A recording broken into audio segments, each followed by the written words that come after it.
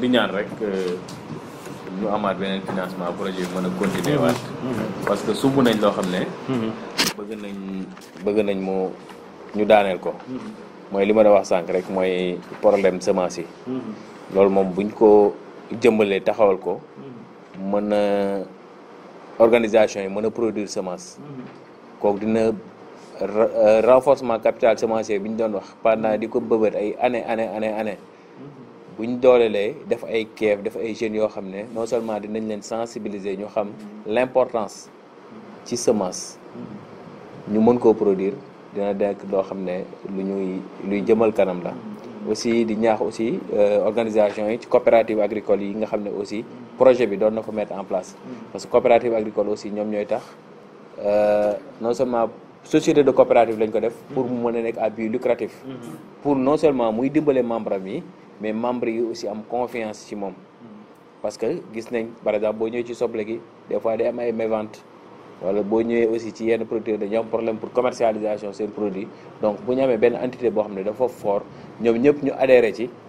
day doon loo xam ne aussi dañu ciy jàppale bu baax ci commercialisation ci information aussi producteur bi am information ci problème climat bi parce que moo taxoon projet bi jóg ba léegi mu ngi fii mooy information météo parce que baykat fu mu ne nii dañoo toll soxla information climatique parce que dafa am dérèglement dafa am problème de changement climatique donc bu ci amee renforcement message yi di ñëw bu ñu amee ay projet aussi dañuy jàppale parce que xaalis la laaj message yi ñuy joxe xaalis la laaj donc bu ñu amee benn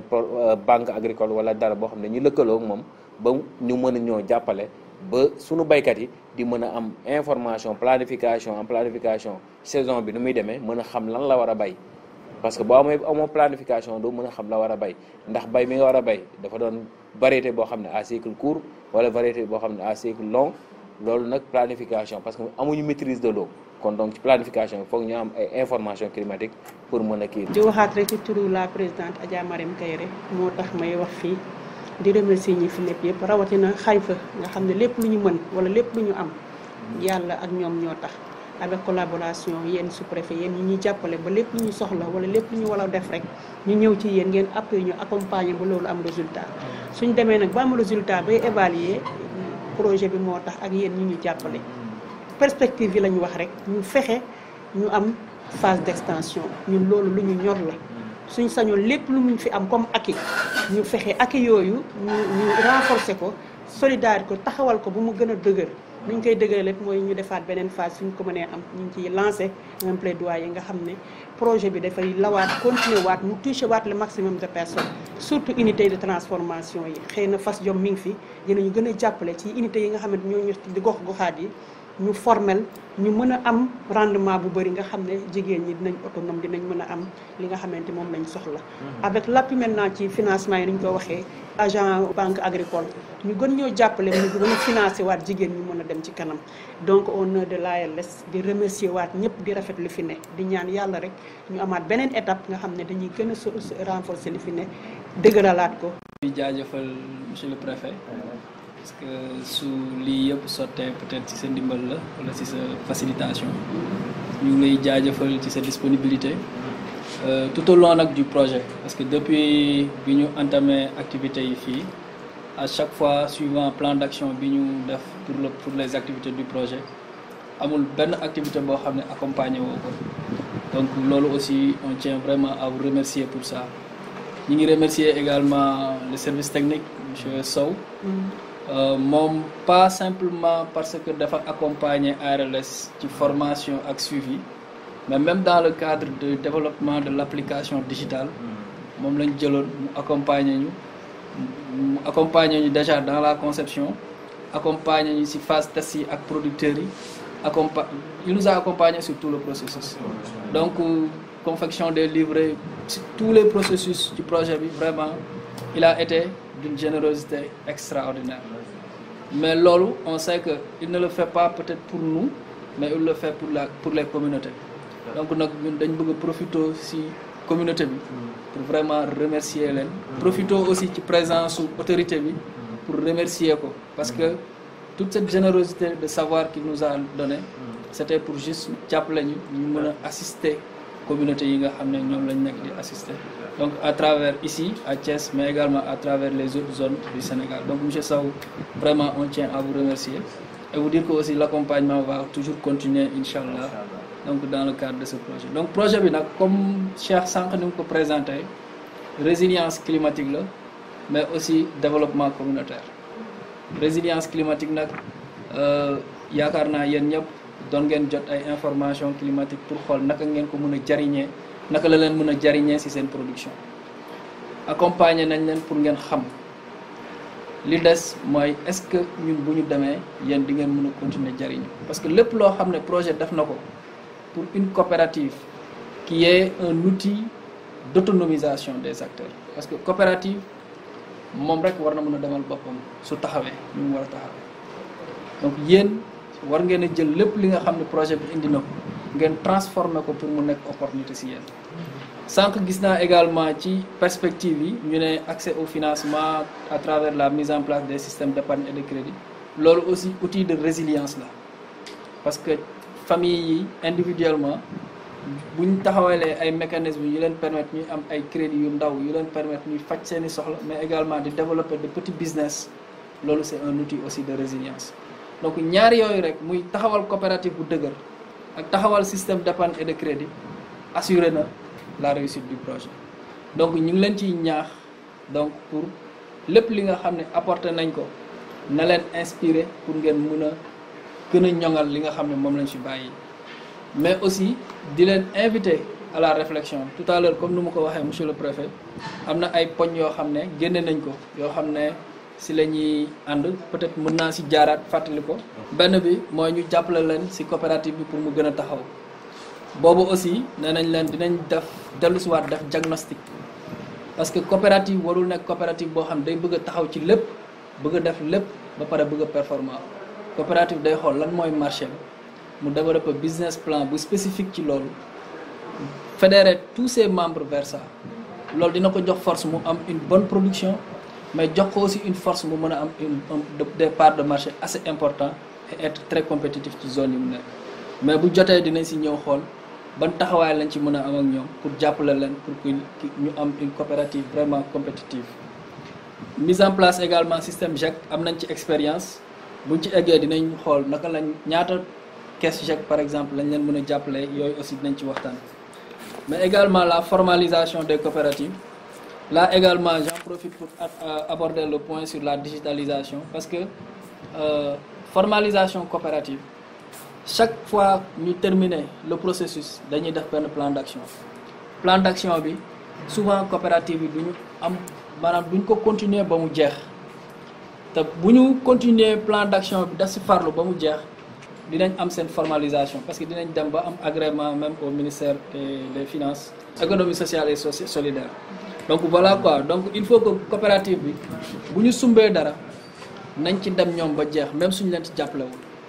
nañu wër sax ku leen ci jàppale pour ñu mën ko eggale. Donc voilà, également seeni membres il faut ñu am des bases de données yu disponibles mais également yoo xam ne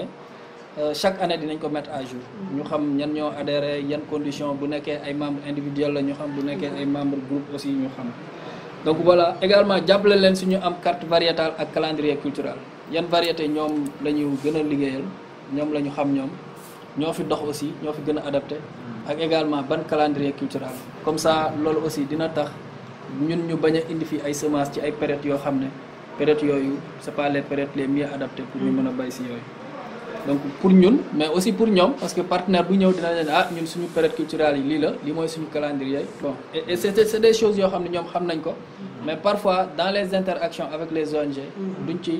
duñ ci apporter des clarifications yu la en plus il y a accès au financement am na ay jéego yoo xam ne ñun en tant que Hifer dox nañ ko si parce que ci même perspective yi si lañ jàppale coopérative bu mel ni FEPROMAS moo am un financement jusqu'à 250 millions mais loolu coopérative ARLS war na ko mën a am peut-être que nañ toog ñun en tant que acteur ñu xool ci yan levier lañ mën a appuyer pour que ñoom ñu mën a accéder à de telles opportunités. Merci beaucoup monsieur le sous-préfet. Aussi les jaajëfal si la bonne tenue de cette séance. di remercier le partenariat bi AIFE. Di si gën a am solo mooy le travail était très clair aussi dañ ko appuyer aussi ak travail de groupe pour renforcer la capacité donc fekk moom commencement bi projet mais avec travail de groupe am na ay soucis yoo xam ne jàpp am naa ko ci loolu aussi leen remercier à travers seen travail boobu aussi leen jaajëfal beneen problème mooy boo xam ne naa ko jotalee monsieur le maire mooy le problème accès aux terres je pense que c'est un problématique boo xam ne je pense que préfet bi jox ay réponses yoo xam ne leer na accès aux terres moom dafa nekk loo xam ne jafe la mais aussi du ñàkk su ma defee compte rendu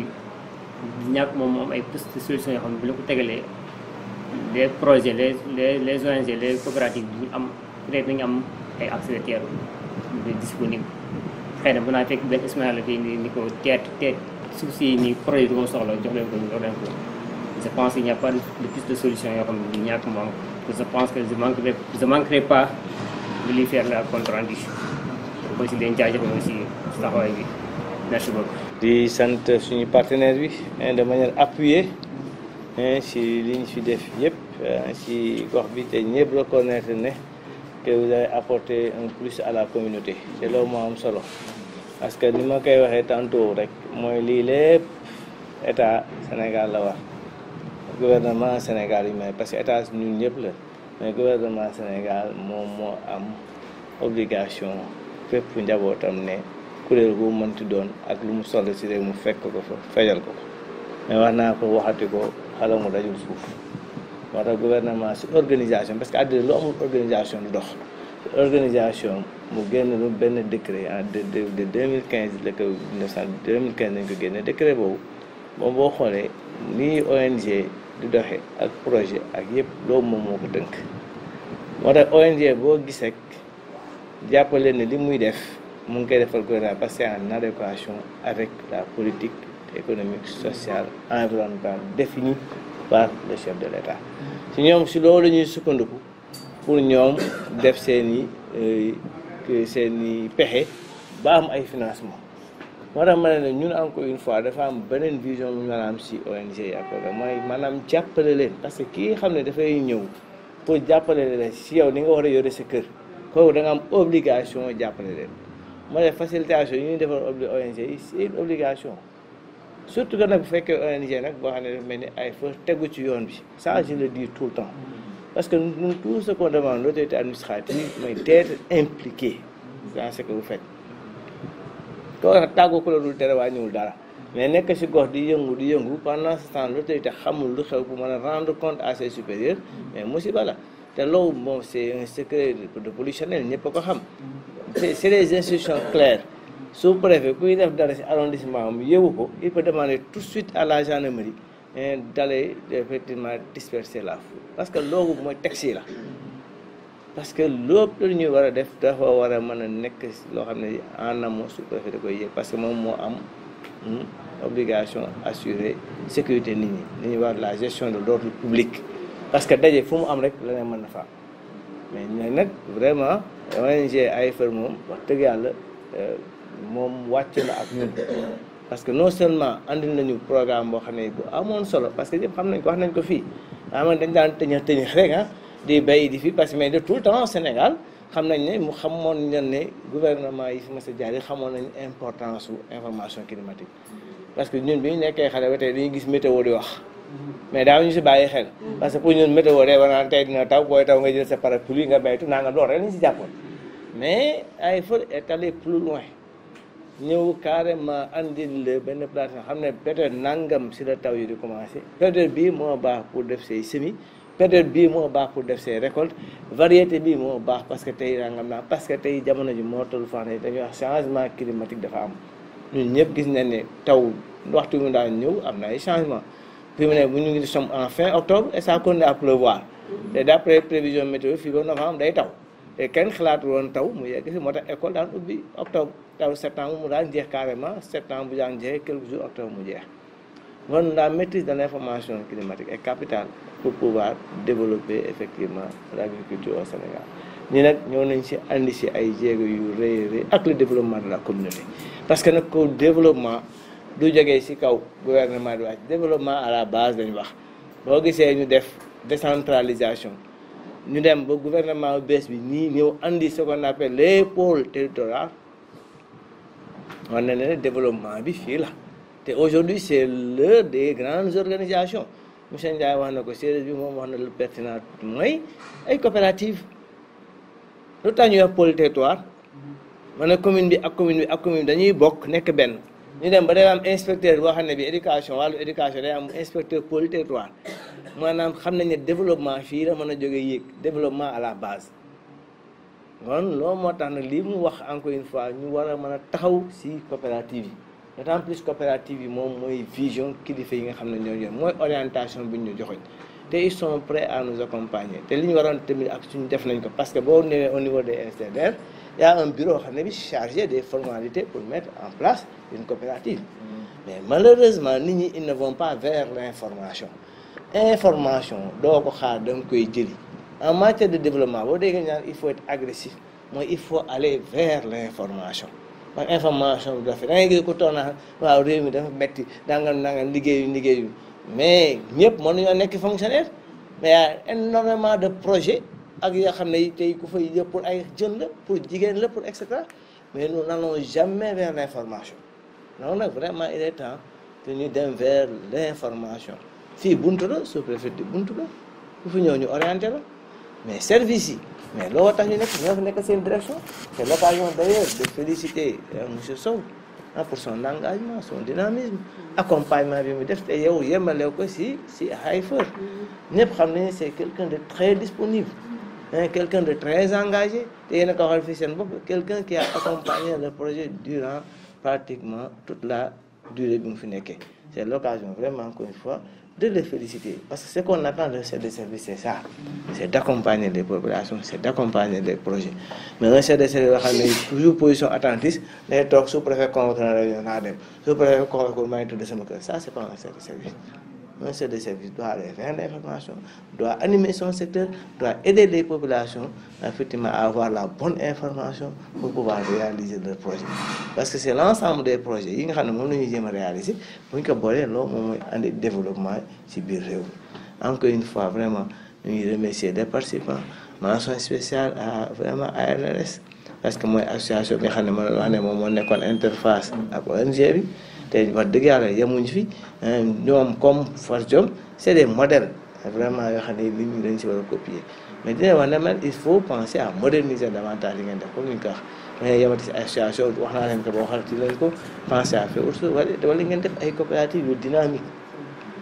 nga xam ne vraiment dafay am ay résultats yu gis Fardiom moom doit être un modèle bu ñuy wane fépp di koy jaay fépp un vrai modèle d'organisation il faut penser à améliorer ça à aller vers une coopérative comme ni ko gars yi parce que loolu mooy actualité bi mais nit tous ñu xam nañ ne tey Fardiom boo fa duggee day xam ne lii c'est une fierté association bi dañ ko war a jaay parce que c'est une fierté chaque jour que Dieu fait ñu poser ay actes yoo xam ne dañuy moderniser lu ñu def te loolu vraiment loolu la ñuy xaar ci groupement mais loolu yëpp li ko war a mën mooy nangoo déggoo nangoo ànd nangu jiitu kenn topp sa moroom nangoo toppe parce que àddina moo mel noonu dans puréet bu mënti doon dañ naan ko amul kilifa dina di sa kilifa ànd bu amee même diine yëpp bëgg daan xaar il faut nga ko jiitu ñu topp si mais buñ ko amulee dara du am ñii jiitu xam ne ñi ñu jiite gënuñu leen mais ñii si ginnaaw aussi bañ a faxasal ki ñu jiital mais si loolu lañu mën a amee développement te xam ne bu ñu amee résultat ñun ñëpp moo am maintenant pour terminer dañuy des mooy vraiment remercier la disponibilité vraiment de la presse locale parce que moo ñuy permettre di ñuy def fii yëpp ñu génn ko ñi xam ko et puis voilà comme ni nga ko waxee foo ko wooyee moom est toujours présent xamee ñu ko su loolu si defar et c'est ça loolu la ñuy xaar si presse parce que une presse doit être un outil de développement mais voilà so loolu la ñuy xaar si presse maintenant di ñaanal nag wax dëgg yàlla suñu partenaires yi mooy Hayfer yàlla taxawul leen nañu am ay financement yoo xam ne yu bari mën fi nekk pendant longtemps projet bu ñëw beneen projet ñëw parce que loolu parce que partenaire aussi dañ koy ñaanal projet ay durée de vie lañ suñuy mbokk lañ ay sénégalais lañ tey bu projet yi amul financement ils vont avoir des difficultés moo te suñu tëf dañu war a croiser les doigts ñaanal leen yàlla ñu am ay financement yoo xam ne dina mën a permettre ñu continuer di ñu jàppale di leen yóbbante nuyu ak gërëm si vraiment le docteur Daouda qui est un très bon collaborateur di la seedeel mais effectivement ñii si terrain muy monsieur Wadj muy Aïcha vraiment rien à dire mention spéciale vraiment très respectueux de l'autorité di def liggéey bi ñu ngi leen ko sant ça aussi on tient à le dire vraiment participants ñu ngi leen di remercier yéen ñëpp yéen wax ne lii mooy doxalum réew mais toog sa ruux fu kër gi topp nga randu demaat si geneen kër te newoo fa lu dul yàq loolu lu tax am réew tax am réew ñëppay boole seeni loxo ñëppay boole seeni xalaat ñëppay boole dëppoo yàlla wàcc ak yéen yàlla moo ko wax bu ñu àndee nekk benn ma wàcc xéewal si yéen bu ñu àndulee ne nekk benn di féewloo dañuy sonn rek mais dara du am parce que loolu samay wax aw ko tedd ki la moom moo ko wax dañ ànd nekk benn yéenante jàmm jàppale di yàlla dogal ñu nangu ko foog nekk localité boo xam ne la koy jiit ngeen nangu kenn jiitalu sa bopp yàlla muy fal yàlla muy ful bu jeexee nag jeex na encore une fois ñu ngi leen di féliciter di leen ñaanal leen wax ne voilà nous sommes toujours preneurs